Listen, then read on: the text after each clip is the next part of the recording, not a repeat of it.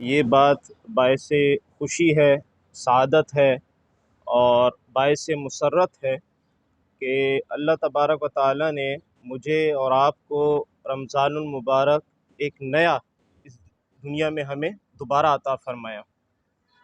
मेरे और आपके कितने ही अज़ीज़ व अकारिब दोस्त अहबाब ऐसे होंगे जो कि गुज़िश्ता रमज़ान में हमारे दरमियान मौजूद थे, लेकिन इस रमज़ान में हमारे दरमियान मौजूद नहीं है।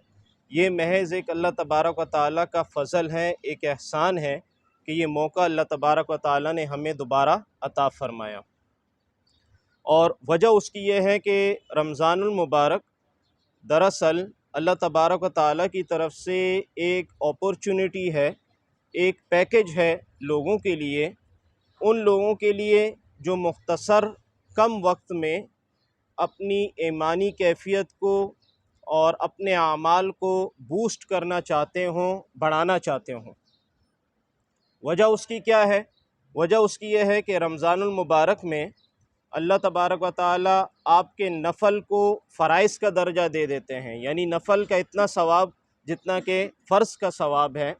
इसी तरीके से एक फ़र्ज़ का दर्जा 70 के बराबर हो जाता है, यानी कि जो एक दफ़ा फ़र्ज़ पढ़ेगा वो ऐसा है गोया कि उसने 70 दफ़ा फ़र्ज़ की अदायगी की। तो ये एक बहुत बड़ी सआदत है। रमज़ानुल मुबारक का महीना जिसे मुयस्सर हो जाए, जिसे अल्लाह तबारक व तआला की तरफ से अता हो जाए, तो इसे गनीमत समझकर इसके लम्हात को कीमती से कीमती बनाया जाए। और दर हकीकत वही इंसान कामयाब है जो इस वक्त की कदर करे। दूसरी सबसे बड़ी सआदत मेरे लिए, आप हज़रात के लिए ये है कि इस रमज़ानुल मुबारक के बाबरकत महीने में मेरा आप लोगों का आज यहाँ जो जमा होना है वो इस्लाम के एक बुनियादी रुकन यानी ज़कात के हवाले से, उसके सीखने सिखाने के हवाले से हम यहाँ पर आज जमा हुए हैं। और रमज़ानुल मुबारक में लोगों की आमाल की तरफ तवज्जो तो काफ़ी रहती है माशाअल्लाह, लेकिन सीखने सिखाने के अमल की तरफ वो तवज्जो नहीं रहती जो होनी चाहिए। हालांकि बाज़ दफ़ा सीखने सिखाने का जो अमल होता है इसका सवाब अमल करने के मुकाबले में कई गुना ज़्यादा होता है। जैसे कि नबी करीम सल्लल्लाहु अलैहि वसल्लम की एक हदीस है कि आप अलैहिस्सलातु वस्सलाम ने फ़रमाया कि जिसने दीन का एक बाब सीखा या जिसने दीन का एक चैप्टर सीखा तो उसकी मिसाल ऐसी है गोया कि इसने 1000 नफली इबादत की या 1000 नवाफिल अदा किए। तो हम में आप में से बमुश्किल ही कोई ऐसा होगा जिसने अब तक 1000 तक नवाफिल अदा किए हों इस रमज़ान में। लेकिन इस दीन के एक चैप्टर को, इस दीन के इस टॉपिक को अगर आप समझें और चाहे आप इस पे अमल करें या ना करें, महज आप अगर इसे समझ लें तो इंशाअल्लाह इसका सवाब अल्लाह तबारक व तआला 1000 नफल के बराबर, ये तो आम दिनों में है, रमज़ान के दिनों में तो 70 दर्जे गुना इसका सवाब बढ़ जाता है। तो गोया कि 70,000 नफल के बराबर इसका सवाब है दीन का एक चैप्टर समझना। तो आज भी हम जो इस्लाम का एक बुनियादी रुकन है यानी ज़कात, उसके सीखने और सिखाने के लिए यहाँ पर आज हम जमा हैं, जो कि मुसलमानों का इस्लाम का एक बुनियादी रुकन है और माशरे के अंदर ये ऐसा रुकन है जो कि चेंज लाता है, जो कि तब्दीली ला रहा होता है। लेकिन अक्सर लोगों को इसकी इंफॉर्मेशन मालूमात वैसी नहीं होती जिस तरीके से होनी चाहिए। तो आज मौलाना मूसा साहब दामद बरकातुम के तवस्सुत से, उनके ताउन से यहाँ इस मस्जिद में ये कोर्स कराया जा रहा है। अल्हम्दुलिल्लाह अब मुसलमानों में थोड़ी सी अवेयरनेस आ रही है, वो इस तरफ अभी आ रहे हैं कि यार हम इन चीज़ों को सीखें, इन चीज़ों को समझें कि यार हमने पूरी ज़िंदगी गुजार ली तो क्या हम पर ज़कात फ़र्ज़ भी है या नहीं है, या जो लेने वाले लोग होते हैं वो लोगों से ज़कात मांग रहे होते हैं या लोग भी जाकर उन्हें ज़कात दे रहे होते हैं। उन्हें ये पता नहीं होता कि यार हमारे लिए ज़कात लेना ये दुरुस्त भी है या नहीं है। फिर किन किन चीज़ों पर ज़कात है, किन किन चीज़ों पर ज़कात नहीं है। दुकानदार, पूरा बाज़ार भरा हुआ पड़ा है और मुख्तलिफ़ किस्म की दुकानें हैं, उनसे अगर कोई साहब जाके पूछे कि यार आपकी दुकानों में इन्वेंट्री है, सामान तिजारत है, क्या आपने इनकी ज़कात दी, या तो उनका जवाब बहुत कमी बेश का ऐसा होगा कि जी बिल्कुल दी। बहुत से लोग ऐसे होंगे जो कहते होंगे कि यार हम तो अंदाज़न दे देते हैं। बहुत से ऐसे होंगे वो कहते होंगे कि यार हम तो अब तक यही समझ रहे थे कि यार इस इन्वेंट्री पर यानी दुकान जो सामान तिजारत है उन पर ज़कात नहीं होती, हालांकि उन पर भी ज़कात लागू होती है। तो ये बहुत से मसाइल, ये ज़कात का टॉपिक अपने पहलू में समोए हुए है। ये 2 दिन की एक मुख्तसर सी वर्कशॉप है। कोशिश मेरी यही होगी कि इन 2 दिनों में यानी ज़्यादा से ज़्यादा मैक्सिमम 2 ही घंटे हैं, कोशिश ये होगी कि अव्वल से लेकर एंड तक ज़कात की डिफिनेशन से लेकर उसके तमाम मसाइल तक, जो एक इनफरादी शख्स से मुताल्लिक हो या इसी तरह किसी इदारे से मुताल्लिक हो या इसी तरह किसी दुकानदार से मुताल्लिक हो, तो इन 2 दिनों में पूरी कोशिश ये है कि मैं उन्हें कवर कर सकूं। तो इसमें देखें, अगर आप स्लाइड आपको नज़र आ रही है, तो इस्लाम की बुनियाद जो है ये 5 अरकान पर है। 5 अरकान ऐसे हैं, बेसिक अरकान ऐसे हैं जिस पर इस्लाम की बुनियाद है। उनमें से सबसे पहला रुकन शहादत है। शहादत का मतलब ये होता है कि मुसलमान ये गवाही देता है कि अल्लाह तबारक व तआला एक है और मोहम्मद सल्लल्लाहु अलैहि वसल्लम अल्लाह के बंदे और उनके रसूल हैं, जो कि इस्लाम के लिए एक कोर वैल्यू रखता है, एक बुनियादी जो है हैसियत रखता है कलमा शहादत जिसे हम कहते हैं। दूसरी जगह दूसरा जो बुनियादी रुकन है इस्लाम का वो है नमाज। नमाज की ताकीदें भी आई हैं, कुरान करीम में जगह जगह आया है अक़ीमुस्सलाह व आतुज़्ज़का। तो नमाज भी ज़ाहिरी बात फ़र्ज़ ऐन है, फ़र्ज़ का दर्जा रखता है। इसके साथ तीसरा रुकन है ज़कात। तो अक्सर हमारे लोगों का ज़हन ये होता है कि यार दीन सिर्फ़ इसी का नाम है कि बस मस्जिद में आदमी जाए और फ़र्ज़ नमाज अदा करे और उसके बाद वापस आए। हालांकि ये तो इबादत के 5 अज्ज़ा में से एक छोटा सा जुज़ है। अक़ायद अलग हैं, मामलात अलग हैं, इबादत अलग हैं, माशरत अलग है, हुस्न अखलाक अलग हैं। इबादत में भी ये 5 चीज़ें मैंने आप लोगों के सामने ज़िक्र की, ये तो दीन का एक छोटा सा उन्सर है। अक़ायद का भी पूछा जाएगा बंदों से, मामलात का भी पूछा जाएगा, अखलाक का भी पूछा जाएगा, हुस्न माशरत का भी पूछा जाएगा। आपका लोगों के साथ रहन सहन ताल्लुक़ कैसा था, लोगों के हुकूक आपने अदा किए या नहीं किए। इबादत तो इंडिविजुअल है, हर एक आदमी का अपना और अल्लाह ताला का मसला है, लेकिन मामलात में हुकूकुल इबाद में आपका और दूसरे का मसला है। आपसे भी पूछा जाएगा, दूसरे से भी पूछा जाएगा। तो ये जो इबादत का एक ज़ेली उन्सर है उसकी मैं आपको ये कैटेगरी बता रहा हूँ कि शहादत है, नमाज है और उसके साथ साथ ज़कात है। तो जिस तरीके से हमारे मुसलमान तबका नमाज को अहमियत देता है या नमाज को अहम समझता है या नमाज की अदायगी को अपनी खलासी का सबब समझता है, तो उसी लेवल की चीज़ ज़कात भी है। तो ज़कात की जो लाइबिलिटीज़ है, ज़कात की जो ज़िम्मेदारियां हैं, ये भी हम में से हर एक की तरफ मुतवज्जे होती हैं, चाहे देने के एतबार से हो चाहे लेने के एतबार से हो। जो ज़कात देने वाला है उसके भी अपने मसाइल हैं, जो ज़कात लेने वाला है इसकी भी शरीयत के अंदर अपने मसाइल हैं, और बीच वाला तबका एक ऐसा है जो जिन पर ज़कात देना भी लाजिम नहीं होती और वो ज़कात ले भी नहीं सकते, उनकी भी शरीयत ने अपनी हुदूद और क़वायद मुकर्रर कर रखे हैं। तो ज़कात एक बहुत ही लेंथी टॉपिक है, लंबा टॉपिक है, इसके अपने उसूल और ज़वाबित हैं जिससे हम अक्सरियत आजकल नाबलद हैं। उसके साथ साथ रोज़ा भी है। तो रोज़ा ज़ाहिरी बात है हर मुसलमान, चूँकि पूरे माहौल के अंदर ये चीज़ रखी जाती है, घर के अंदर सारे लोग रख रहे हैं तो उमूमन हम लोग भी उनके साथ उठ जाते हैं। तो ये एक आम इबादत है, कॉमन इबादत है, चल रही होती है। हज भी है, वो लोग, वो मुसलमान जो इस्तिताअत रखते हैं, हज की अपनी शराइत उनके अंदर अगर पूरी होती हैं तो शरीयत ने उन पर हज भी फ़र्ज़ किया है। तो ये जो 5 चीज़ें मैंने आप लोगों को बतलाई, ये जो है इस्लाम के 5 बुनियादी अरकान हैं और जिनकी पूछ गूछ हर मुसलमान से होगी। शरीयत ये कहती है कि हर बंदा इस्लाम का जो भी कोई रुकन उस बंदे से मुताल्लिक हो तो उस रुकन से मुताल्लिक तमाम मालूमात लाजिम है कि आपको हों। आदमी नमाज़ पढ़ रहा है, नमाज उस पर लाजिम हो गई, बालिग हो गया, अब मुकल्लफ़ हो गया, तो अब इस पर लाजिम है कि नमाज की जो शराइत हैं वो भी इसे पता हों। नमाज को कौन कौन सी चीज़ें तोड़ देती हैं, कौन कौन सी चीज़ें नमाज को फासिद कर देती हैं, वो भी उसे पता हो। कौन कौन सी चीज़ें ऐसी हैं कि जिनके साथ नमाज दुरुस्त हो सकती है, वो भी उसे पता हो।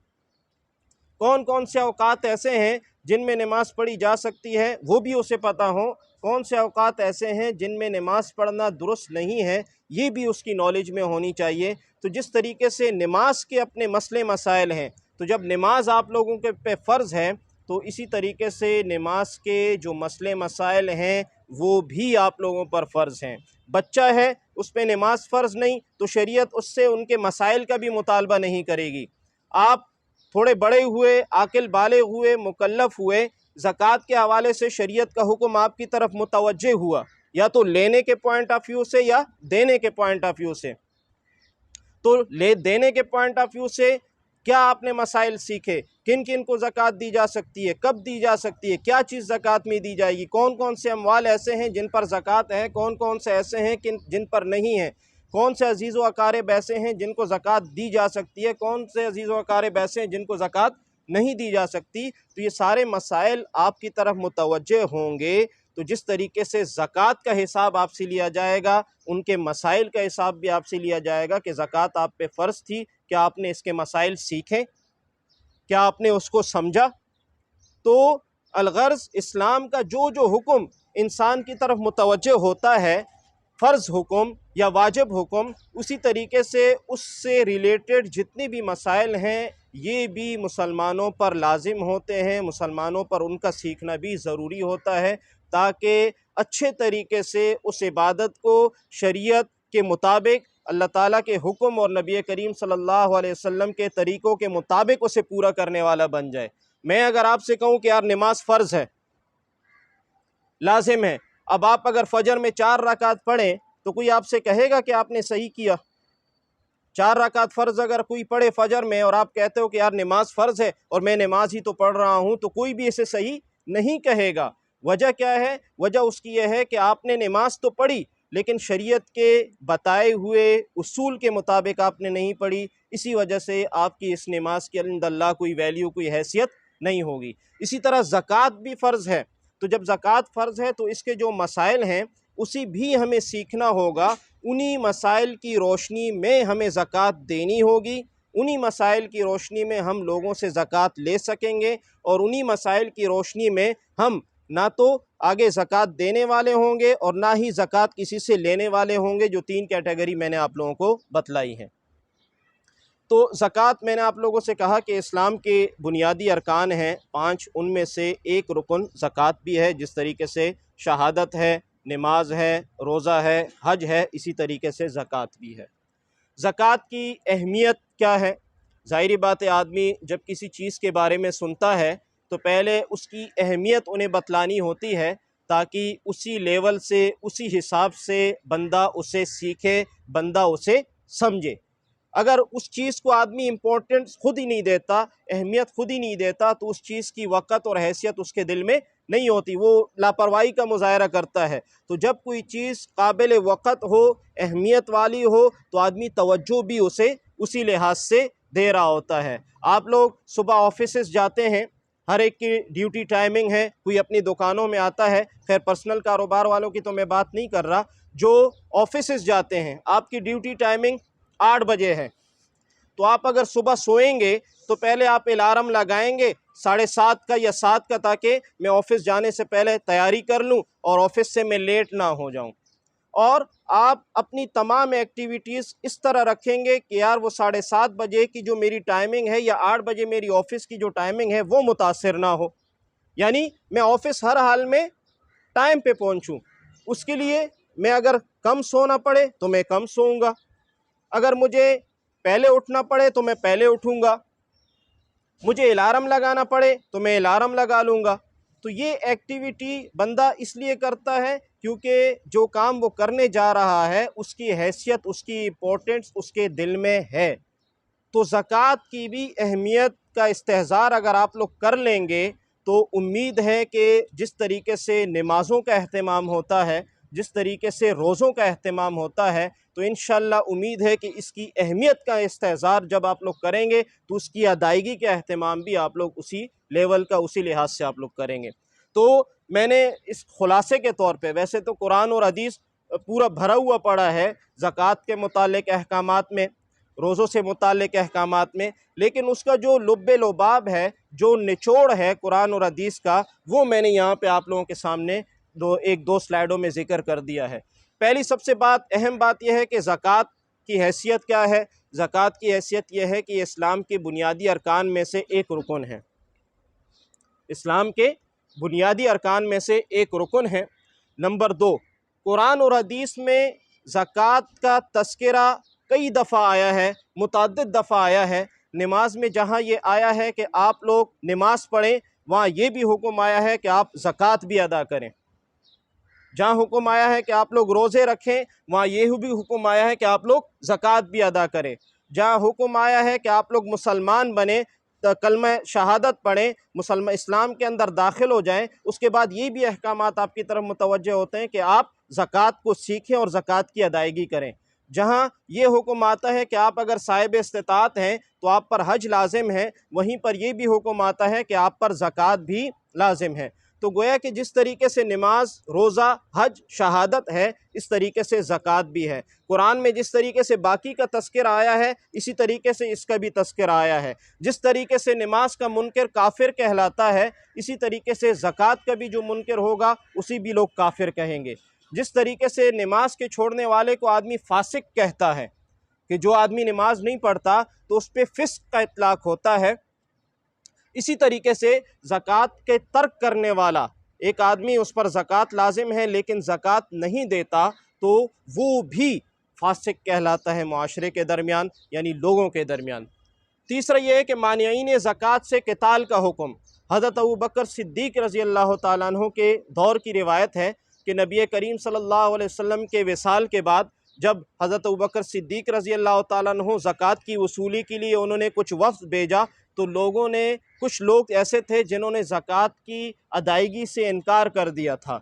उन्होंने ये समझा कि यार शायद ज़कात की अदायगी जनाब नबी करीम सल्लल्लाहु अलैहि वसल्लम की ज़िंदगी तक महदूद थी। आप अलैहिस्सलातु वस्सलाम के पर्दा फरमा जाने के बाद अब ज़कात की अदायगी नहीं है। तो हज़रत अबू बकर सिद्दीक़ रज़ी अल्लाह तआला अन्हु ने उनसे क़िताल का हुक्म फरमाया कि जो लोग ज़कात के मुनकर हैं, जो लोग ज़कात अदा नहीं करेंगे, हम उनसे क़िताल करेंगे।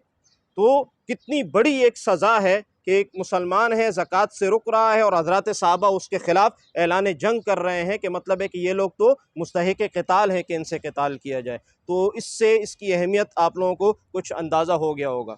अच्छा, दूसरी एक अहम बात, जो भी कोई रुकन शरीयत का होता है तो उसके अपने कुछ फ़ज़ाइल होते हैं, कुछ वईदें होती हैं। कुछ फ़ज़ाइल होते हैं और कुछ वईदें होती हैं। फ़ज़ाइल से बंदा मोटिवेट होता है, फ़ज़ाइल से बंदे के अंदर एहसास पैदा होता है कि यार मैं इस काम की तरफ जाऊं, मैं ये काम करूं। और वईदें जो होती हैं उससे बंदे के अंदर खौफ पैदा होता है कि यार मैं अगर इस रास्ते की तरफ जाऊंगा तो मुझे नुकसान होगा, लिहाजा उससे वो बचता है। तो जिस तरीके से एक आदमी है अपने बेटे को अगर बाहर भेजता है किसी काम से, छोटा बेटा होता है तो उसे दोनों चीज़ें बतला देता है कि बेटा आप यूँ जाना, यहाँ से जाना, फ़ला काम ना करना, फ़ला ना करना, ये करना और ये करना। तो ये आदमी क्या समझा रहा होता है? ये उसे ये मतलब एक इजहार हमदर्दी कर रहा होता है, क्योंकि बाहर के माशरे में आप कदम रख रहे हैं तो आपका हर स्टेप खैर वाला भी हो सकता है, शर वाला भी हो सकता है। आप यहाँ से निकल रहे हैं, हो सकता है कि आगे आपका खैर का सामना हो सकता है कि आगे आपका शर का सामना हो। तो अल्लाह तबारक व तआला ने भी जब ज़कात की ज़िम्मेदारी आप पर डाल दी तो दोनों रास्ते आपको बता दिए कि जब ज़कात आप पर लाजिम हुई तो ये चीज़ें हैं कि अगर ज़कात को आप करेंगे तो ये फ़वाइद आपको हासिल होंगे, और ये स्टेप हैं, अगर आप इस तरफ गए तो ये नुकसानात आपको बियर करने पड़ेंगे।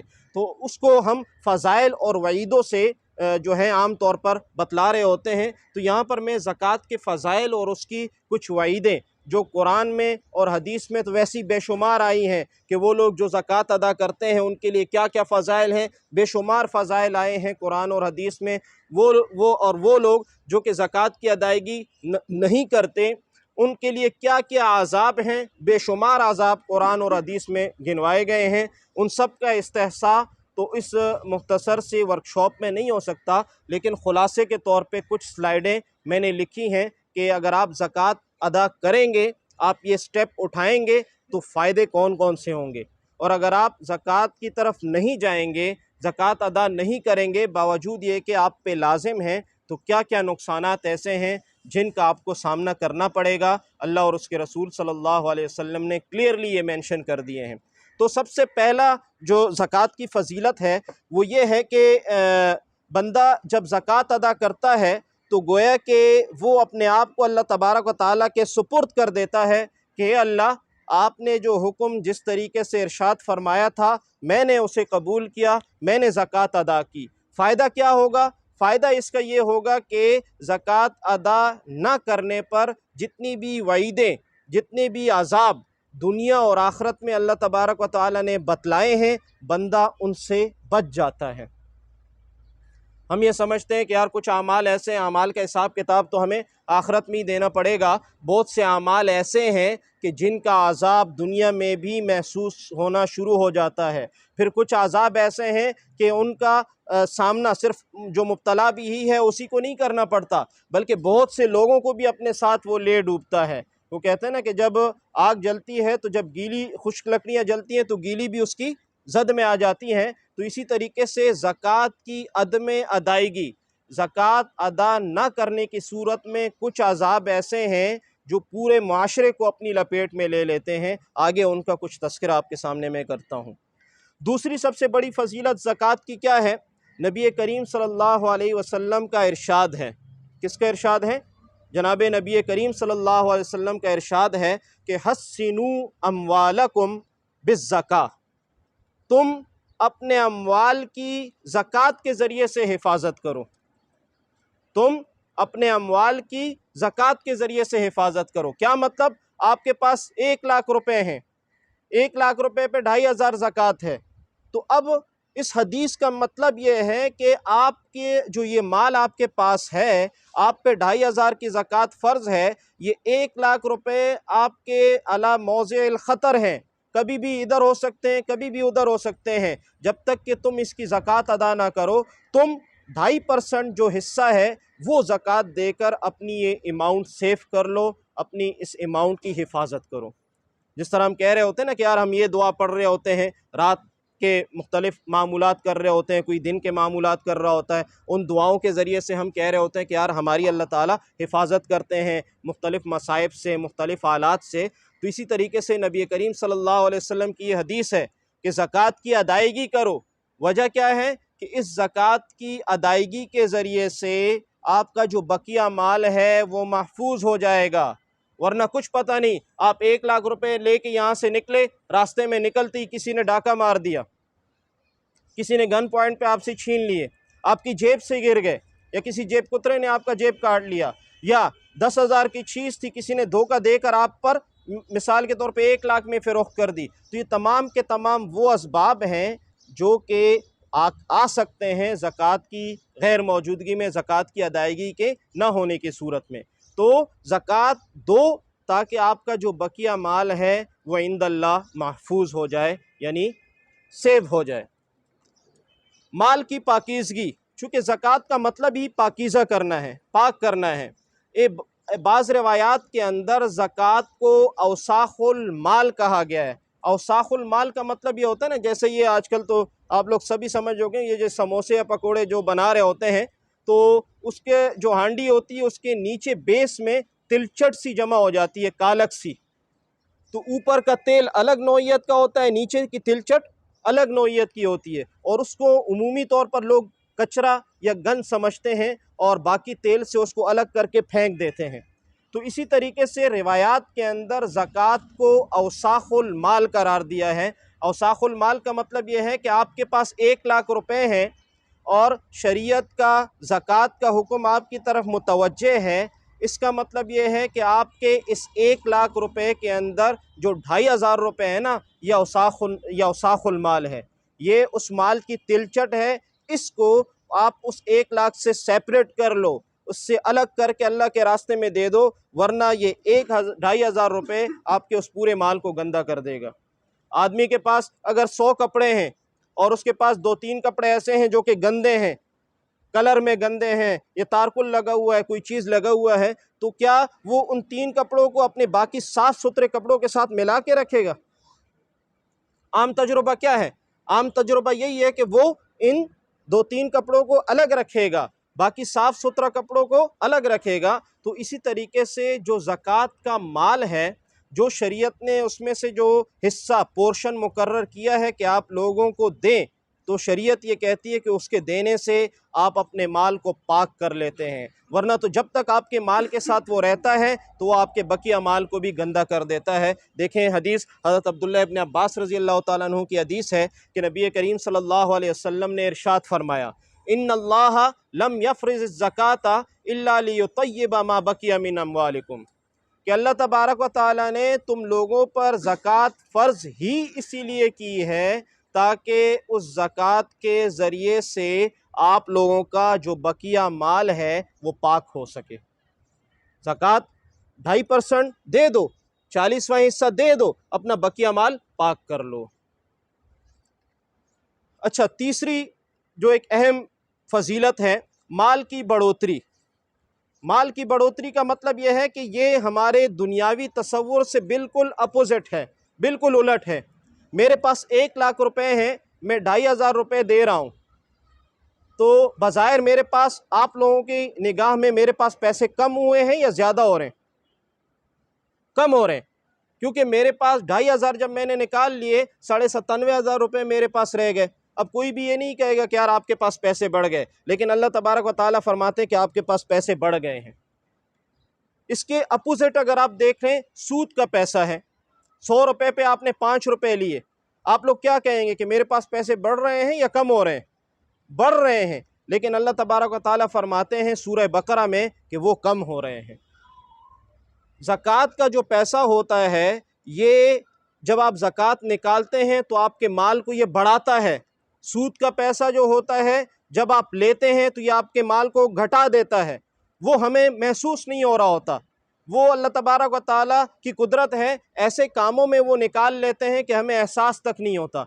बढ़ा किस लेते हैं, किस तरह लेते हैं कि अल्लाह तबारक व तआला उसमें बरकत अता फरमा देते हैं। आपके पास 1 लाख रुपए थे, आपने 2,500 रुपये ज़कात की मद में दे दिए, आपके पास 97,500 बचे, तो हो सकता है कि अल्लाह तबारक व तआला आपका 97,500 रुपये में ऐसा काम कर दें जो कि दूसरे बंदे का 1,20,000 में नहीं हो सकता। बढ़े या नहीं बढ़े, यही बरकत है। और जो सूद का पैसा है वो 1,10,000 रुपये हो गए, लेकिन हो सकता है कि अल्लाह तबारक व तआला वो 1,10,000 रुपये ऐसी जगह उससे निकाल लें जिस जगह आप 90,000 में काम कर सकते थे, तो अल्लाह ताला ने उसकी वैल्यू को गिरा दिया। ज़ाहिरन आप लोगों को महसूस हुआ कि वो पैसा बढ़ रहा है। इसी तरीके से ज़कात का पैसा ज़ाहिरन आप लोगों को महसूस हुआ कि कम हो रहा है, लेकिन दर हकीकत इंदल्लाह वो बढ़ गया है, क्योंकि वो बरकत वाला पैसा हो गया है। और एक अगली फ़जीलत ज़कात की अदायगी की ये है कि इसके ज़रिए से अल्लाह तबारक व तआला की रहमत ख़ासा का नुज़ूल होता है। कुरान में अल्लाह तबारक व तआला सूरतुल आराफ में फ़रमाते हैं, आयत आप लोगों के सामने है, व रहमती वसिअत कुल्ल शैइन फसअक्तुबुहा लिल्लज़ीना यत्तक़ून व युअतून ज़कात वल्लज़ीना हुम बिआयातिना युमिनून। अल्लाह तबारक व तआला फ़रमाते हैं कि जहाँ तक मेरी रहमत का ताल्लुक़ है वो हर चीज़ पर छाई हुई है, और ये रहमत मेरी उन लोगों के लिए है जो मुत्तकी हैं और वो ज़कात अदा करते हैं। ज़कात अदा करें, उन लोगों पर भी मेरी रहमत वसी है। तो ज़ाहिरी बात है, अल्लाह तबारक व तआला की रहमत का मामला जिसके साथ हो जाए तो दुनिया में उसे और क्या चाहिए। तो ये भी एक ज़कात की एक अहम फजीलत है। और तीसरी चीज़, माल के शर और ज़रर का दफिया। जो भी ज़कात अदा करता है, तो देखें जो भी माल आदमी के पास आता है ना, उसके दोनों पहलू होते हैं।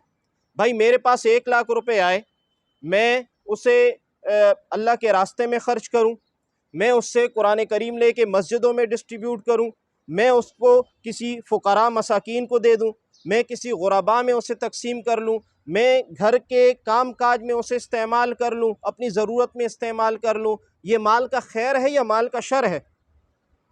माल का खैर है। मेरे पास 1 लाख रुपए आ गए, मैं गया किसी सिनेमा में, मेरे पास 1 लाख रुपए आ गए, मैं गया किसी शराब खाने में, मेरे पास 1 लाख रुपए आ गए, मैंने उसी 1 लाख रुपए को किसी जिना खाने में उड़ा दिया, तो ये माल का शर है या खैर है? शर है। मेरे पास 1 लाख रुपए आ गए, जैसी बार निकला तो मुझसे वो किसी ने उठा के ले गया, ये माल का खैर है या शर है? शर है। तो जब भी आदमी के पास पैसा आता है तो उसके अंदर खैर का भी एलिमेंट होता है, उनसर होता है, शर का भी उनसर होता है। लेकिन अगर उस पैसे की आपने ज़कात दे दी तो अल्लाह तबारक व तआला उसके शर और उसके ज़र का उनसर जो है उसको ख़त्म फरमा देते हैं। मतलब है कि अल्लाह तबारक व तआला आपको ये तौफ़ीक नहीं देंगे कि आप उसे किसी गलत काम में इस्तेमाल करें। अल्लाह तबारक व तआला आपको यूँ नहीं छोड़ेंगे कि यार आप जाएँ, आपके पैसे कोई उठा के ले जाए, उसमें बरकत देंगे। उसके शर की जो कैफियत है उसको अल्लाह तबारक व तआला उठा देते हैं। ये बहुत बड़ी फजीलत है जो ज़कात अदा करते हैं, ज़कात के पैसे देते हैं। दूसरी एक अहम फजीलत जन्नत में दाखिला। नबी करीम सल्लल्लाहु अलैहि वसल्लम की हदीस है कि खमसुन मन जाअ बिहिन्ना मअ ईमानिन दखलल जन्नह। 5 चीज़ें ऐसी हैं जो उन्हें लेके आया या जिस आदमी ने उन 5 चीज़ों को किया, दखलल जन्नह, वो जन्नत में दाखिल होगा। कौन सी? नंबर 1, मन हाफ़ज़ा अलस सलावातिल खम्सी अला वुज़ूइहिन्ना व रुकूइहिन्ना व सुजूदिहिन्ना व मवाक़ीतिहिन्ना। जिस आदमी ने 5 नमाज़ें पढ़ी और 5 नमाज़ों में उसने उसके प्रॉपर वज़ू का भी अहतमाम किया, रुकू का भी अहतमाम किया, सजदों का भी प्रॉपर अहतमाम किया और उनके औक़ात के अंदर उन्होंने वो नमाज़ें पढ़ी। नंबर 2, वसाम रमज़ाना। जिस शख्स ने रमज़ान करीम का, रमज़ानुल मुबारक का रोज़ा रखा। नंबर 3, वहज्जल बैता इन इस्तता इलैहि सबीला। कोई साहिब इस्तिताअत था, शरीयत के जो उसूल हैं उसके मुताबिक इस पे हज फ़र्ज़ हो रहा था तो उसने हज अदा कर लिया। नंबर 4, व आतज़ ज़काता, और उसने ज़कात अदा की। माल था, अल्लाह ने उसे माल दिया था तो उसने अल्लाह तबारक व तआला के बताए हुए तरीके के मुताबिक लोगों को ज़कात का पैसा दिया। तय्यबतन बिहा नफ्सुहु। तय्यबतन बिहा नफ्सुहु का मतलब यह है कि पैसा दिया, दिल गमज़दा नहीं हुआ कि यार ये तो इतना पैसा जा रहा है, 1 लाख में 2,500 रुपये, मेरा तो काफ़ी नुकसान हो रहा है। ये कैफियत उसने नहीं थी। खुशी से, दिल की खुशी से उसने ज़कात का पैसा दिया। व अद्दल अमाना। 5वीं चीज़ ये है कि उसने अमानत अदा की। अमानत का मतलब ये है कि यार मेरे पास कुछ पैसे थे, मैंने कहा कि यार ये पैसे आप कुछ दिनों के लिए रख लें, मैं आपसे दोबारा ले लूँगा, मुझे बाद में कोई काम होगा, अभी आप अपने पास रख लें। कर्ज़ नहीं है, अमानत है। तो अमानत के बारे में शरीयत यही कहती है कि जिसने आपके पास अमानत रखवाई है, आपके ज़िम्मे लाज़िम है कि आप अमानतदार को उसका हक़ पहुँचाएँ। तो शरीयत ये कहती है कि जिसने 5 नमाज़ें पढ़ी, वक्त पे पढ़ी, रुकू और सिजदों का अहतमाम किया। नंबर 2, उसने जो है वो रमज़ान मुबारक का रोज़ा रखा। नंबर 3, उसने हज अदा किया। नंबर 4, उसने ज़कात अदा की दिल की खुशी से। नंबर 5, उसने अमानतें मुस्तहिक तक पहुँचाई, जिसकी अमानत थी उस तक वो अमानत पहुँचाई। तो ये 5 चीज़ें ऐसी हैं दखलल जन्नह कि आदमी जन्नत में दाखिल हो गया। और ये कौन गवाही दे रहा है? जनाब नबी करीम सल्लल्लाहु अलैहि वसल्लम। ये कुछ फ़ज़ाइल थे। अब ज़कात अदा न करने पर वईदें भी हैं, फ़र्ज़ वईद है। जैसे कि रोज़े के बारे में आता है, नबी करीम सल्लल्लाहु अलैहि वसल्लम का इरशाद है कि जिस शख्स ने रमज़ान करीम का रोज़ा बिला उज़र छोड़ दिया तो चाहे वो उसकी क़ज़ा कर ले, उम्र भर रोज़े रखते रहे, इस रोज़े का जो सवाब था उसके अजर व सवाब तक वो बंदा नहीं पहुँच सकता। इसी तरह जिस शख्स ने रमज़ान का रोज़ा रखा और पूरा उसे नहीं किया, बग़ैर किसी उज़र के बीच में तोड़ दिया, तो नबी करीम सल्लल्लाहु अलैहि वसल्लम की एक हदीस है कि आप अलैहिस्सलातु वस्सलाम ने फ़रमाया कि एक दफ़ा मैं रात को सो रहा था, मेरे पास 2 फ़रिश्ते आए, 2 इंसान आए फ़रिश्तों की शक्ल में। उन्होंने मुझे कंधों से उठाया और मुझे कहा कि चलें, मैं उन फरिश्तों के साथ चलने लगा, सामने देखा कि एक पहाड़ आ रहा है। मुझसे कहा गया कि यार इस पहाड़ पे आप चलें, ऊपर जाएं। तो नबी करीम सल्लल्लाहु अलैहि वसल्लम ने इरशाद फरमाया कि मैंने उन फरिश्तों से कहा कि मैं इस पहाड़ पर नहीं चल सकता, नहीं चढ़ सकता, मुझ में इतनी हिम्मत नहीं है। तो फरिश्तों ने कहा कि आप चलें, आपके लिए अल्लाह तबारक व तआला ने आसान कर दिया है। तो नबी करीम सल्लल्लाहु अलैहि वसल्लम उस पहाड़ पे जब चलने लगे, जब आधे हिस्से तक पहुँचे तो खौफनाक किस्म की आवाज़ें आ रही थी। तो नबी करीम सल्लल्लाहु अलैहि वसल्लम ने फ़रिश्तों से पूछा कि ये किस चीज़ की आवाज़ें हैं? तो फ़रिश्तों ने कहा कि ये अहले जहन्नम की आवाज़ें हैं, जहन्नम में लोग हैं, उनको अज़ाब हो रहा है, ये उनकी आवाज़ें हैं, आप आगे चलते रहें। तो नबी करीम सल्लल्लाहु अलैहि वसल्लम फरमाते हैं कि फिर मैं आगे चला। जब मैं उस पहाड़ की चोटी तक पहुँचा, ऊपर चोटी तक पहुँचा, तो वहाँ मैंने देखा कि कुछ लोग ऐसे हैं जिनको ये बाँछों के बल पकड़ा हुआ है, उल्टे लटक रहे हैं और उनके मुंह से खून बह रहा है। तो नबी करीम सल्लल्लाहु अलैहि वसल्लम फरमाते कि मैंने उन फरिश्तों से कहा कि ये कौन लोग हैं? तो फरिश्तों ने कहा कि या रसूलुल्लाह, ये आपके वो उम्मती हैं जिन्होंने रोज़ा तो रखा लेकिन बग़ैर किसी उज़र के उन्होंने तोड़ दिया। तो रोज़ा जिन्होंने रखा नहीं उसका भी अलग गुनाह, जिन्होंने रखा बग़ैर किसी शरई उज़र के तोड़ दिया, उनके लिए देखें कितना दर्दनाक अज़ाब है। ये हम और आप आज यहाँ हैं, हमें महसूस नहीं हो रहा। ये आदमी की आंखें तब खुलेंगी जब यहाँ दुनिया में जो उसका वक्त है वो मुकर्रर करके जब आखिरी उखरवी ज़िंदगी उसकी शुरू होगी, तब वो जो है वो अरमान करेगा, अफसोस करेगा कि काश दुनिया में मैं इन चीज़ों को मान लेता और इन चीज़ों पर मैं अमल पैरा हो सकता था। लेकिन ये दुनिया ही दारुल अमल है, आखिरत तो दारुल जज़ा है। इसी तरह ज़कात ना अदा करने पर ये जो वईद है, नबी करीम सल्लल्लाहु अलैहि वसल्लम ने फरमाया कि मन अत्ताहुल्लाहु मालन, अल्लाह तबारक व तआला ने जिसे माल दिया, फ़लम युअद्दि ज़कातहु, उस बंदे ने उसकी ज़कात अदा नहीं की, मुस्सिल लहू मालहु यौमल क़ियामा, शुज्जाअन अक़रा लहू ज़बीबतानि युतव्वक़हु यौमल क़ियामा। तो नबी करीम सल्लल्लाहु अलैहि वसल्लम फरमाते हैं कि जिस शख्स को अल्लाह तबारक व तआला ने माल दिया और ज़ाहिरी बात है उस पर ज़कात भी लाजिम हो गई, और उस बंदे ने ज़कात अदा नहीं की, तो उसका यही माल क़यामत के दिन एक अशजा अक़रा का मतलब ये होता है ऐसा सांप जो कि गंजा हो। गंजा होने का मतलब ये होता है कि वो फ्रंट से चमक रहा होगा। ज़बीबतानी, और उसके दाएं बाएं काले निशान होंगे। ये दरअसल खौफ की अलामत है, क्योंकि सांप जब आदमी के सामने आता है तो ये जो हदीस के अंदर अल्फाज आए ना कि वो चमक रहा होगा और उसके दाएं बाएं आँखों की तरह काले निशान होंगे, तो जब आदमी किसी ऐसे सांप को देखता है तो उनसे ज़्यादा खौफज़दा होता है बमुकाबला ऐसे सांप के जो कि सादा हो, वाइट कलर का हो। तो ये ज़रा खौफ बतला रहे हैं कि इतना ख़तरनाक सांप आपके उसी माल से बनेगा और वो आपके गले में आके लिपट जाएगा और आपसे कहे, और आपको अपनी जो दोनों भांचे हैं यहाँ से पकड़ेगा और कहेगा अना मालुक, मैं तुम्हारा वो माल हूँ, अना कंजुक, मैं ही तुम्हारा वो ख़जाना हूँ जिसे तू जमा करता रहता था और तू हुकूक इसके अदा नहीं करता था। ये देखें कितनी सख्त वईद है उन लोगों के लिए जो जिनके पास माल है। माल भी ज़ाहिरी बात है इंसान के अपना कुछ भी नहीं है, अल्लाह ताला ने आपको दिया है, दूसरे को कम दिया है। ये तकसीम किसने की? अल्लाह तबारक व ताला ने। वो चाहते तो आपको ज़ीरो पर ले आते, दूसरे को लाख तक पहुंचा देते।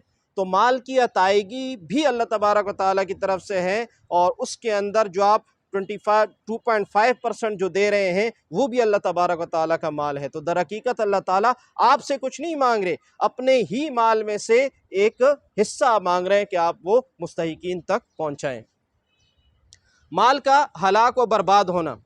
हज़रत आयशा रज़ी अल्लाह ताला अन्हा फरमाती हैं कि नबी करीम सल्लल्लाहु अलैहि वसल्लम ने इरशाद फरमाया कि जिस माल के साथ ज़कात का माल खल्त हो जाए, मिक्स हो जाए, ये ज़कात का माल उस माल को तबाह व बर्बाद करके छोड़ देता है। आपके पास घर के अंदर मिसाल के तौर पे 1 लाख रुपए थे, तो 1 लाख रुपए में आपको ज़कात देनी थी 2,500 रुपये, आपने ज़कात अदा नहीं की। वो 2,500 रुपये आप किसी और का हक लिए अपने पास फिर रहे हैं, आप उसे अपने पैसों में मिक्स कर रहे हैं, मिला रहे हैं, तो आप यकीन जाने यही 2,500 रुपये आपकी पूरी उस सेविंग को मलियामेट कर देंगे, पूरे उस आपके जो माल है उनको बर्बाद करके छोड़ देंगे। किस तरह छोड़ेंगे, उसकी मुख्तलिफ़ सूरतें हो सकती हैं। जैसे कि मैंने आप लोगों से कहा कि बरकतें उड़ जाएंगी, चोरी हो जाएगा, XYZ मुख्तलिफ़ सूरतें इसकी हो सकती हैं। तो इसी तरह एक दूसरी रिवायत है, नबी करीम सल्लल्लाहु अलैहि वसल्लम फरमाते हैं कि खुश्की और समंदर में कोई भी माल तबाह व बर्बाद नहीं होता, मगर वो तब होता है जब उसकी ज़कात अदा ना की गई हो। समंदर में और खुश्की में, ज़ाहिरी बात है हम दुनिया में रह रहे हैं, ये दो ही ऑप्शन है हमारे पास, समंदर का हिस्सा है और खुश्की का हिस्सा है। तो कहने का मकसद ये है कि पूरी दुनिया के अंदर जब भी कोई माल तबाह व बर्बाद होता है तो उसकी पीछे रीज़न क्या होती है, वजह क्या होती है कि इस माल की ज़कात अदा नहीं की गई। अगर इसकी माल की ज़कात अदा की गई होती तो ये माल तबाह व बर्बाद नहीं होता, बल्कि ये माल खुद महफूज हो जाता। खुश साली और कहत का होना, नबी करीम सल्लल्लाहु अलैहि वसल्लम का इरशाद है कि जब कोई कौम ज़कात की अदायगी से अपने आप को रोक ले तो अल्लाह तबारक व तआला उस कौम पर खुशसाली मुसल्लत कर देते हैं। बारिशें मांगते हैं, बारिशें नहीं होती, गल्ले की ज़रूरत होती है, गल्ला मुयस्सर नहीं होता। तो ज़ाहिरी बात है जब बारिशें ना हों, आजकल जिस तरह है ना कि पेट्रोल है, डीज़ल है, महंगा हो रहा है, तो एक एक चीज़ पर उसका इम्पेक्ट पड़ रहा होता है। पेट्रोल 5 रुपये हिला तो आपके घर की जितनी भी अशियाँ हैं उसकी प्राइस बढ़ेंगी। डीज़ल थोड़ा सा बढ़ा तो आपके घर के इस्तेमाल की जितनी चीज़ें हैं उसकी प्राइसेस बढ़ेंगी। वजह क्या है कि आमदोरफ़्त का सारा ज़रिया इसी तरह है। तो इसी तरीके से आप ख़ुद सोचें कि नबी करीम सल्लल्लाहु अलैहि वसल्लम ने फ़रमाया कि जब कोई कौम ज़कात की अदायगी से अपने आप को रोके तो अल्लाह तबारक व तआला उस कौम पर खुशसाली मुसल्लत कर देते हैं। खुशसाली का मतलब क्या है? कुओं के अंदर पानी है, नीचे जाता रहेगा, दरियाओं के अंदर पानी है, खुश्क होता रहेगा, आसमान से बारिशें नहीं होंगी। तो जब ये तीनों चीज़ें होंगी तो आप मुझे बताएं, क्या आपके एरिया में खेती बाड़ी ज़राअत के कोई काम हो सकेंगे? नहीं हो सकेंगे। पैसा आप लोगों के पास बहुत होगा, लेकिन जो आपकी ज़रूरत की चीज़ें हैं, प्याज है, टमाटर है, आलू है, वो महंगे से महंगे होते रहेंगे। पैसों का आप क्या करेंगे? चीज़ें जब महंगी हो जाएंगी तो ये सारी की सारे असरात हैं और हमें महसूस नहीं हो रहे होते। आज भी लोग महंगाई का रोना रो रहे हैं, आज भी कह रहे हैं कि यार फ़लाँ चीज़ें इतनी ऊपर पहुंच गई, इतनी ऊपर पहुंच गई। तो इसमें कसूरवार कौन? हम और आप। क्यों है? वजह यह है कि कहीं वीक पॉइंट होगा, ज़कात रुकी हुई होगी, किसी ने दी नहीं होगी। हत्ता कि एक हदीस शरीफ में है कि अगर किसी आदमी ने अपने अमवाल की ज़कात अदा नहीं की तो नबी अल्लाह तबारक व तआला आसमान से बारिश रोक देते हैं, और अगर कायनात के अंदर ये बेजान जानवर न होते तो अल्लाह तबारक व तआला तुम लोगों पर एक कतरा पानी भी ना बरसाता। यानी ज़कात की अदायगी से आदमी रुका, आसमान से पानी का आना बंद हुआ। तो ये कभी कभार थोड़ी बहुत बारिशें हो जाती हैं, ये क्यों होती हैं? ये इसलिए होती हैं कि अल्लाह तबारक व तआला को ये जो बेजान जानवर हैं इन पर रहम आ जाता है कि अगर ये बहाइम ना होते, ये चौपाए ना होते, इनके चारे और इनके पानी का बंदोबस्त के लिए अल्लाह तबारक व तआला थोड़ा बहुत पानी नाजिल फरमा देते हैं, अगर ये भी ना होते तो तुम लोगों पर तो एक कतरा भी ना गिरता। तो इतनी शदीद और इतनी सख्त वईदें हैं ज़कात अदा ना करने की। इसी तरह कुरान करीम के अंदर अम्मा पारा के अंदर सूरतुल हुमज़ा आप लोग पढ़ रहे होते हैं, वैलुल लिकुल्लि हुमज़तिल लुमज़ा अल्लज़ी जमा मालन व अद्ददा। टाइम मुख्तसर है, मैं सिर्फ जो ज़कात से रिलेटेड जो आयत है मैं उसका तर्जुमा कर रहा हूँ। इस सूरत को आप ज़रा पढ़िएगा, इसका ज़रा तर्जुमा आप पढ़िएगा। इसमें क्या फरमाते हैं कि हलाकत है उस शख्स के लिए जो चुगलखोरियाँ कर रहा होता है, पीठ पीछे लोगों की ग़ीबतें कर रहा होता है, और या लोगों को ताने दे रहा होता है। वो लोग, इसी तरह हलाकत है उन लोगों के लिए जो अपने मालों को गिन गिन के जमा कर रहे होते हैं। जमा मालन, माल जमा करते हैं, व अद्ददहु, और उसे गिनते रहते हैं। यहसबु अन्ना मालहु अखलदा, और ज़हन उनका ये होता है, सोच उसकी ये होती है कि ये माल उन लोगों को हमेशा ज़िंदा रखेगा। वो कहेगा कि यार कायनात है, चल रही है, मेरे पास तो पैसे हैं, मुझे क्या परवाह है, चीज़ें ऊपर हो रही हैं, अप हो रही हैं, डाउन हो रही हैं, महंगा हो रहा है, कम है, फुकारा है, मसाकीन है, मुझे इससे कोई परवाह नहीं, मेरे पास पैसा है और मैं गुजारा मेरा चल जाएगा। तो कहते हैं उस शख्स के लिए वईद है कि जो अपने माल को जमा कर रहा होता है और उसे गिन गिन के रख रहा होता है, और वो ये ख्याल कर रहा होता है कि ये मेरा माल मुझे छुटकारा देगा, ये मेरा माल मुझे दायमी रखेगा, पैसा है तो मैं हूँ, पैसा नहीं है तो मैं नहीं हूँ। तो इस जहन को भी अल्लाह तबारक व तआला ने रद्द किया कि ये पैसे के जब तक हुकूक अदा नहीं होंगे तो यही पैसा ही तुम्हें ले डूबेगा। अच्छा, ज़कात अदा ना करने पर एक अहम दूसरी हदीस है, ये इंतहाई अहम हदीस है। इसमें ज़कात से रिलेटेड भी बात है और कुछ हमारे माशरती पहलू भी इसके अंदर हैं।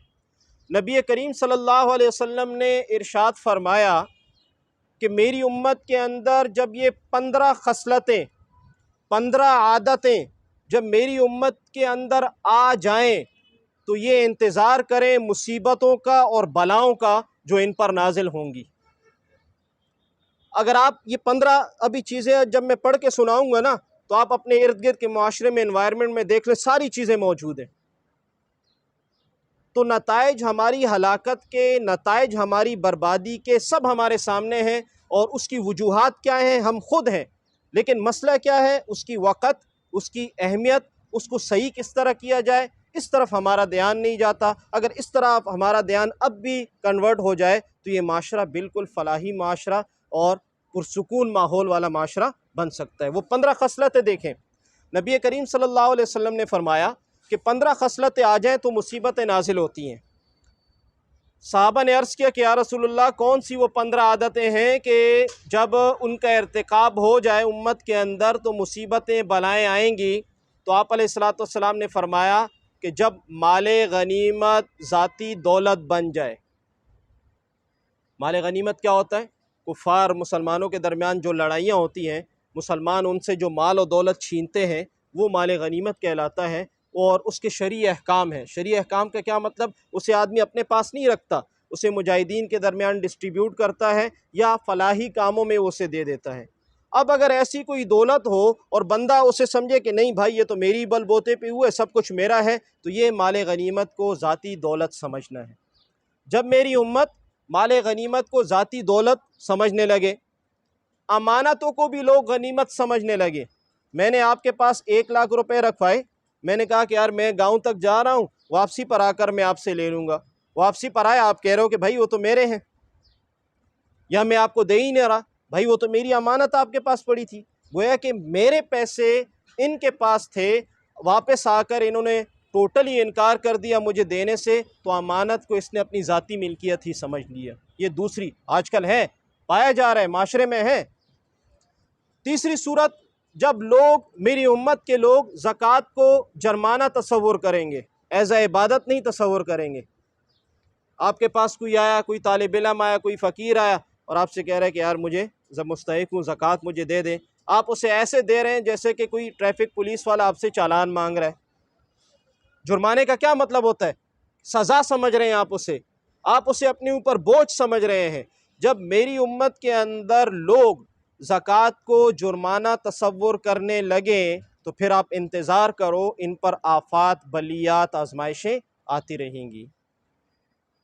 इसी तरह अगली हदीस में आया है कि एक खसलत यह है कि जब इंसान बीवी की इताअत शुरू कर दे और माँ की नाफरमानी शुरू कर दे। इसका मतलब यह नहीं कि आदमी बीवी की इताअत ही ना करे, मतलब यह है कि शरीयत ने हर एक के अपने उसूल मुकर्रर किए हैं। आप अपनी घरवाली को भी हुकूक दें शरीयत के मुताबिक, आप अपने वालदैन को भी हुकूक दें शरीयत के मुताबिक। ऐसा ना हो कि आपके वालदैन की वजह से आप अपनी बीवी के हुकूक की हक तलफ़ी कर रहे हों, या आप अपनी बीवी की वजह से अपने वालदैन के हुकूक की हक तलफ़ी कर रहे हों। शरीयत ने हर एक के स्टैंडर्ड मुकर्रर किए हैं, तो इन दोनों को बैलेंस करके चलना होगा। लेकिन अगर आप यहाँ झुक गए और वहाँ आपने इनकार कर दिया तो फिर ये भी उसी खसलत में काउंट है। अच्छा, लोग दोस्तों के साथ तो भलाई करेंगे लेकिन बाप के साथ जुल्म ज़्यादती शुरू कर देंगे। आज यही गैदरिंग है माशरे के अंदर, दोस्त आपस में मिल बैठ के 10-12 बार फुल गपशप चल रही होगी, बाहर जाके वालिद से उसकी बात नहीं हो रही, अंदर घर जाके वालिद से बात नहीं हो रही, वालदा से बात नहीं हो रही, भाइयों से बात नहीं हो रही। तो ये किस किस्म का माशरा परवान चढ़ रहा है? जो खूनी रिश्ते हैं वहाँ तो बिल्कुल ही कटअप है, और बाहर जाके आम लोगों के साथ घुल मिल है, गपशप है, फ्रेंडली माहौल है। तो देखें, बाप के हुकूक की वजह से, दोस्तों की वजह से तुमने बाप के हुकूक की पामाली की। मस्जिद में लोग ज़ोर ज़ोर से बातें करने लगेंगे, दुनियावी अगराज की बातें। मस्जिद में शोर व शगब की जगह नहीं है, ये वो बाज़ार है। मस्जिद अमन की जगह है, सुकून की जगह है, इबादत की जगह है, ज़िक्र व अस्कार की जगह है। यहाँ पर कोई भी दुनियावी डिस्कशन उसकी ममानियत है। तो मस्जिदों में लोग आके गपशप लगा रहे हैं। आजकल खुसूसी रमज़ानुल मुबारक के बाबरकत महीना है और लोग मतलब 2 मिनट को भी लोग गनीमत समझते हैं, लेकिन लोग जाके मस्जिदों में वो टोले की टोले शक्ल में बैठ जाते हैं। ये नहीं कहते कि यार ये वक्त हमारा कीमती है, नफल फ़र्ज़ के बराबर, फ़र्ज़ 70 के बराबर, तो कहीं 5 मिनट को गनीमत समझकर हम कोई नवाफिल अदा कर लें या कोई फ़राइज़ अदा कर लें, कोई ज़िक्र अस्कार कर लें। लेकिन मस्जिद में आके उस माहौल में भी उनकी गपशप आम। और वो कौन सी गपशप होगी? या तो किसी की गीबत कर रहे होंगे, या तो कोई चोरी डाके की बातें हो रही होंगी, या आम माशरती बातें होंगी जिसका मस्जिद के अंदर तस्करा मुनासिब नहीं है। तो ये कुछ बुनियादी चीज़ें हैं कि ज़कात ना अदा करने पर वईदें हैं। तो इसमें ज़कात वाला एलिमेंट क्या था कि जब लोग ज़कात को जुर्माना समझने लगेंगे, और जुर्माना समझने का मतलब क्या है कि बोझ समझने लगेंगे कि ये तो हम अदा नहीं कर सकते, या अगर देंगे भी तो फिर ऐसा देंगे जैसे आदमी किसी बोझ को अपने ऊपर से दूर कर रहा होता है। अच्छा, दूसरी, ज़ेवरात की ज़कात ना देने पर जहन्नम की आग की वईदें। 2 औरतें नबी करीम सल्लल्लाहु अलैहि वसल्लम के पास तशरीफ़ लाईं और उनके हाथ में सोने के कंगन थे। तो नबी करीम सल्लल्लाहु अलैहि वसल्लम ने उनसे कहा कि क्या तुम इनकी ज़कात देती हो? तो उन्होंने फरमाया कि नहीं। सोने के कंगन पहने हुए थे। सोने के बारे में हम आगे तफसीलन पढ़ेंगे भी। सोना चाहे किसी भी फॉर्मेट में हो, ज़ेवरात हो, डली हो, और चाहे वो ढले हुए हो या ना हो, खालिस फॉर्म में हो, सोने पर ज़कात है। चाहे ख़ातून के इस्तेमाल में हो, चाहे ख़ातून के इस्तेमाल में ना हो, चाहे सालों साल उसके पास पड़ा रहे, उसने पहना नहीं, या वो रोज़ाना पहन रही होती हैं, हर हाल में इस पर ज़कात है। इसके मसाइल हम डिटेल में इंशाअल्लाह कल के सेशन में पढ़ेंगे। तो यहाँ पे जब 2 ख़वातीन नबी करीम सल्लल्लाहु अलैहि वसल्लम के पास आई, उन्होंने कंगन पहने हुए थे सोने के। आप अलैहिस्सलातु वस्सलाम ने उनसे फरमाया कि क्या तुम दोनों इसकी ज़कात देती हो या ज़कात दी है? उन्होंने फरमाया कि या रसूलुल्लाह नहीं। तो नबी करीम सल्लल्लाहु अलैहि वसल्लम ने फरमाया अतुहिब्बानी अन युसव्विरकुमा बिसुवारैनि मिन नार, तो क्या तुम्हें ख्वाहिश है कि तुम्हें इसके अगेंस्ट आग के कंगन पहनाए जाएं? यानी इनकी ज़कात तुम पर लाजिम थी, तुम लोगों ने इसकी ज़कात अदा नहीं की। इसका मतलब यह है कि तुम खुद ख्वाहिश रखती हो कि आखिरत में तुम्हें फिर आग के कंगन पहनाए जाएं। किसी को आग का कंगन, किसी को शाम की शक्ल में, मुख्तलिफ़ किस्म के आज़ाब हदीस शरीफ में इसके बारे में आए हैं। इसी तरह हज़रत आयशा सिद्दीक़ा रज़ी अल्लाह तआला अन्हा, नबी करीम सल्लल्लाहु अलैहि वसल्लम की ज़ौजा मोहतरमा, उनके बारे में एक रिवायत है कि नबी करीम सल्लल्लाहु अलैहि वसल्लम ने एक दफ़ा उनके हाथ में सोने के छल्ले देखे। तो नबी करीम सल्लल्लाहु अलैहि वसल्लम ने फरमाया कि आयशा ये क्या है? तो उन्होंने फरमाया कि या रसूलल्लाह ये सोना है और इसके ज़रिए से मैं आपके लिए ज़ीनत इख्तियार करती हूँ। ज़ाहिरी बात है, ख़वातीन अपने शोहरों के लिए ज़ीनत इख्तियार करती हैं। तो हज़रत आयशा सिद्दीक़ा रज़ी अल्लाह तआला अन्हा ने भी ये फरमाया कि या रसूलल्लाह ये सोने के छल्ले हैं, मैंने इसलिए पहने हैं ताकि अपने शोहर के लिए मैं ज़ीनत इख्तियार करूँ, यानी आपके लिए। तो नबी करीम सल्लल्लाहु अलैहि वसल्लम ने इरशाद फरमाया कि क्या तू इसकी ज़कात देती है? उन्होंने फरमाया कि नहीं। तो आप अलैहिस्सलातु वस्सलाम ने फरमाया फिर जहन्नम की ईंधन के लिए तेरे यही छड़े काफ़ी हैं। मतलब फिर यही चीज़ तुम्हारे लिए जहन्नम का ईंधन बन जाएगी आखिरत में, अगर तुमने दुनिया में इसके हुकूक अदा नहीं किए, यानी ज़कात अदा नहीं की। ये कुछ फ़ज़ाइल थे, कुछ वईदें थी, कुछ अहमियत थी। उम्मीद है कि ज़कात का जो कॉन्सेप्ट है कुछ आप लोगों के जहन में खाका उसका बैठ गया होगा। अब ज़कात के जो आगे मसले मसाइल आ रहे हैं, कल भी ये सेशन होगा। कल भी यहाँ 5:30 बजे नमाज है और 5:45 पे इंशाल्लाह हम सेशन शुरू कर देंगे। और कोशिश मेरी ये है कि कल सेशन के इख्तिताम तक आप में से हर एक शख्स एंड पे ये बात समझ जाए, बिल्कुलिया उसे ये बात क्लियर हो जाए कि मुझ पे ज़कात है या नहीं है। यानी वो इस काबिल हो जाएगा कि अपने आप को भी एनालाइज़ कर सकेगा, अपने घर वालों को भी एनालाइज़ कर सकेगा, और साथ साथ वो ज़कात की कैलकुलेशन पर भी कादिर हो जाएगा कि यार ज़कात को मैं किस तरीके से काउंट करूँगा, यानी ज़कात क्या क्या चीज़ें हैं, घर के किन किन चीज़ों का मैं हिसाब लगाऊंगा, कौन कौन सी चीज़ें ऐसी हैं जो मुझे माइनस करनी है, कौन कौन सी चीज़ें मुझे ऐसी हैं जो ऐड करनी है, मैं ज़कात किस तारीख़ के एतबार से दूँ, किस लोगों को दूँ, कैसे दूँ। तो ज़कात के लिए ये देखें मैंने लिखा है कि ज़कात की एक तो डिफिनेशन है, तारीफ़ है। ख़त्म कितने बजे करना है, चलें। ज़कात की एक तो तारीफ़ है, और दूसरी बात यह है कि ज़कात के बारे में सबसे पहला सवाल आप लोगों को ये होना चाहिए कि मैं ज़कात क्यों दूँ, ज़कात में क्यों दूँ। तो ये क्यों का जो मतलब है, उम्मीद है कि गुज़िश्ता जो हमने फ़ज़ाइल और इसी तरह जो वईदें हमने पढ़ ली, ये क्यों का जवाब आप लोगों को मिल गया होगा कि मैं ज़कात क्यों दूँ। दूसरा सवाल ज़कात पे ये आता है कि ज़कात कौन दे। घर में माँ बाप बहन भाई जॉइंट फैमिली सिस्टम है, हर एक भाई अलग अलग काम कर रहा है, बाप ज़कात दे, मैं ज़कात दूँ, भाई ज़कात दे, बीवी ज़कात दे, मेरा बेटा ज़कात दे, मेरी माँ ज़कात दे, कौन ज़कात दे। हर एक के जहन में सवाल आता है या नहीं आता, या इनफरादी तौर पे हर एक ये सवाल कर रहा होता है कि यार पता नहीं मुझ पे ज़कात है या नहीं है। उसका भाई कह रहा है कि यार मुझ पे ज़कात है या नहीं है, माँ कह रही है कि यार मुझ पे ज़कात है या नहीं है, बीवी कह रही है कि मुझ पे ज़कात है या नहीं है, बेटा कह रहा है कि मुझ पे ज़कात है या नहीं है। कौन से लोग ऐसे हैं जो ज़कात देंगे। तो ज़ाहिरी बात है उसकी अपनी शराइत है, अपने उसूल व ज़वाबित हैं, शरीयत का जो फ्रेमवर्क है, शरीयत का जो स्टैंडर्ड है, उस स्टैंडर्ड पे जो आएगा वो ज़कात देगा, जो नहीं आएगा ज़कात देना उन पे लाजिम ही नहीं है। इसी तरह क्या दे ज़कात में, ज़कात में क्या दूँ मैं, मतलब है कि लाख रुपए में 50,000 दे दूँ, लाख रुपए ज़कात है मैं 3 जोड़े दे दूँ, लाख रुपए मेरे पास टोटल पैसे हैं मैं 2 बोरी गंदम दे दूँ, लाख रुपए मेरे पास है मैं किसी को लैपटॉप दे दूँ, किसी को मोबाइल दे दूँ, क्या दूँ। ज़कात मुझ पे लाजिम है लेकिन मैं दूँ क्या, ये भी एक अलग पूरा एक चैप्टर है, इसको भी इंशाअल्लाह हम पढ़ेंगे साथ साथ कि क्या चीज़ ज़कात में दी जा सकती है, कौन देगा ज़कात और क्या देगा। अगला एक ऑप्शन आता है किसे दे ज़कात। मैं अपनी बीवी को ज़कात दे सकता हूँ, शरीयत क्या कहती है। मैं अपने भाई को ज़कात दे सकता हूँ, शरीयत क्या कहती है। मैं अपने वालिद को ज़कात दे सकता हूँ, शरीयत क्या कहती है।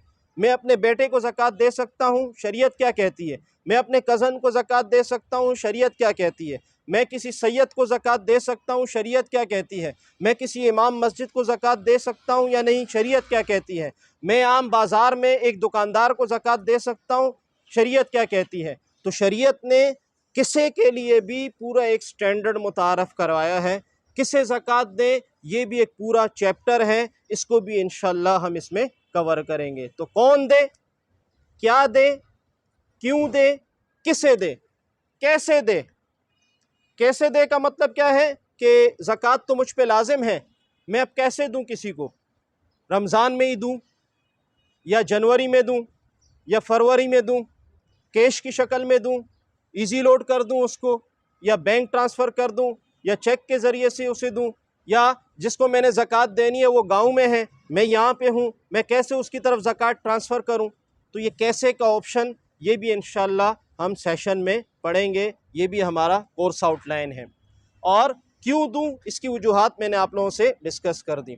अब आते हैं ज़कात की तरफ। ज़कात का जो लफ्ज़ी माना है, लुग़वी एतबार से ज़कात का जो माना है वो है, दो माने इसके आते हैं। नंबर एक, माल का बढ़ना, ज़ाहिरी एतबार से भी बातिनी एतबार से भी। ज़ाहिरी एतबार से मतलब यह है कि आप कारोबारी आदमी हैं, आप पर डे 10,000 की सेल कर रहे हैं, उसमें 3,000 का प्रॉफिट आपको आ रहा है मिसाल के तौर पे।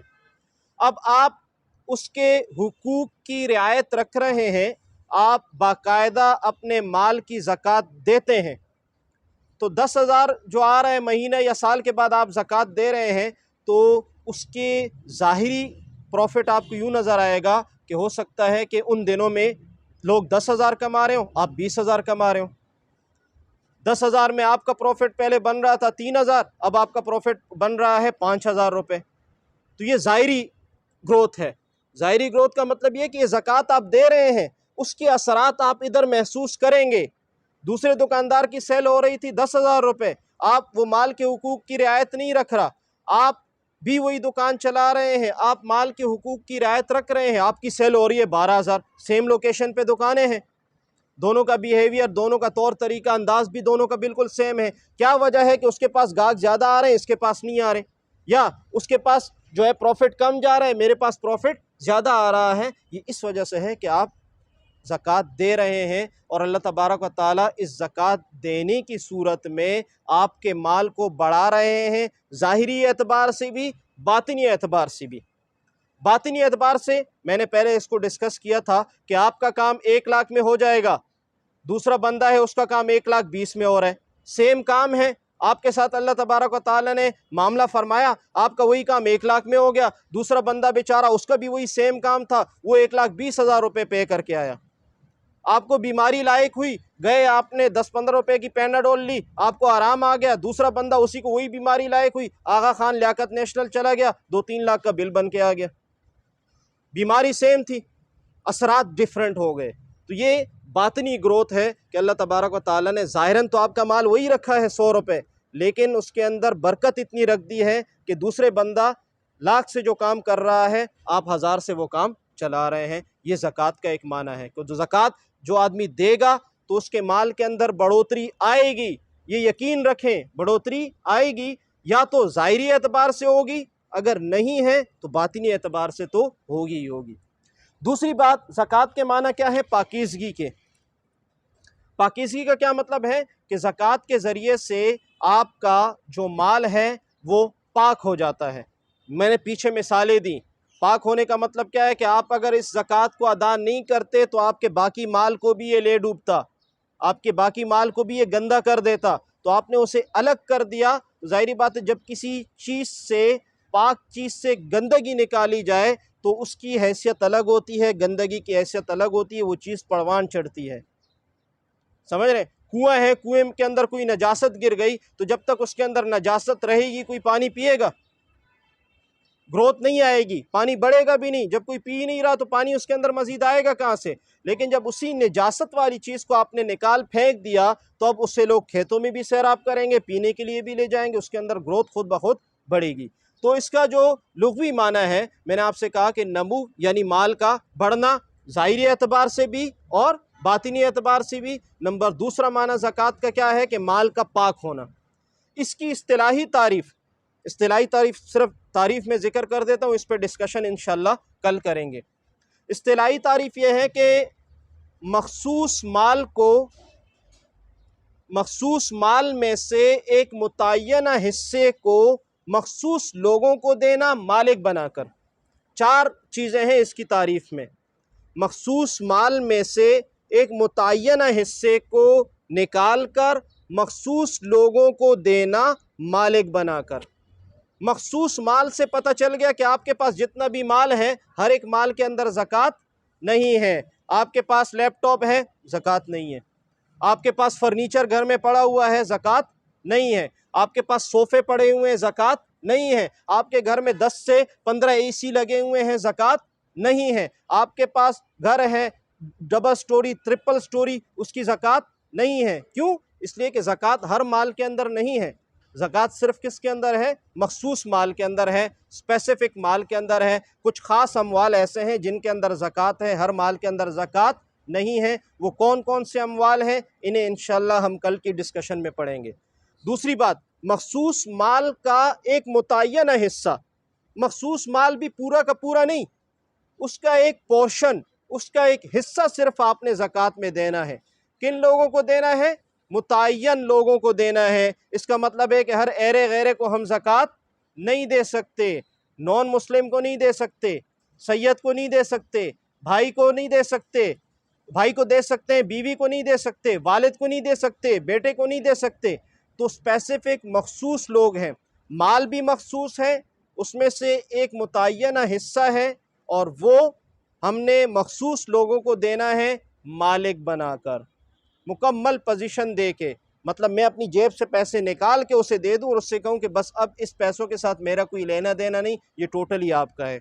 ये नहीं कि आपके यहाँ मजदूरी करने के लिए आया और उसने शाम तक मजदूरी की, अब आप कह रहे हो कि यार ये 2000 रुपये ले लो, आपकी मजदूरी भी है, ज़कात भी है, ये ऐसा नहीं है। ज़कात किसी मुआवजे में नहीं दी जा सकती। तो मखसूस माल, उसका एक मुतय्यना हिस्सा मखसूस लोगों को मालिक बनाकर दिया जाएगा। ये जो है ये ज़कात की डिफिनेशन है। तो इस पर काफ़ी सारी स्लाइडें हैं, काफ़ी सारा मवाद है, और इसकी ज़कात कैलकुलेशन का अपना एक फॉर्म है। इंशाल्लाह कल आप हज़रात के थ्रू वो पूरी एक वर्कशॉप हम करवाएंगे। वो 5:30 बजे जमात है, 5:45 में इंशाल्लाह ये वर्कशॉप शुरू होगी और 6:45 तक ये रहेगी। तो आप तमाम हज़रात से शिरकत की इसमें दरख्वास्त है। यहाँ पर ये वर्कशॉप फ्री हो रही है। मुख्तलिफ़ इदारे इन वर्कशॉप को करवा रहे हैं। आप यकीन माने, लोग पैसे दे दे के ये वर्कशॉप करा रहे होते हैं, क्योंकि ये एक ज़िम्मेदारी है, बंदे की एक रिस्पॉन्सिबिलिटी है। आप अगर कहीं तालीम हासिल कर रहे हैं किसी असरी इदारे के अंदर, वहाँ जाके आप पैसे दे के तालीम हासिल कर रहे हैं, तो दीन की तालीम जब मुफ्त मिल रही है तो आप तो लाजमी है, उससे तो आपको कोई सरोकार नहीं। दुनिया में अगर उसका कोई असर नहीं है, आखिरत में तो आपको उसके फ़वाइद या नुकसानात का सामना करना ही पड़ेगा।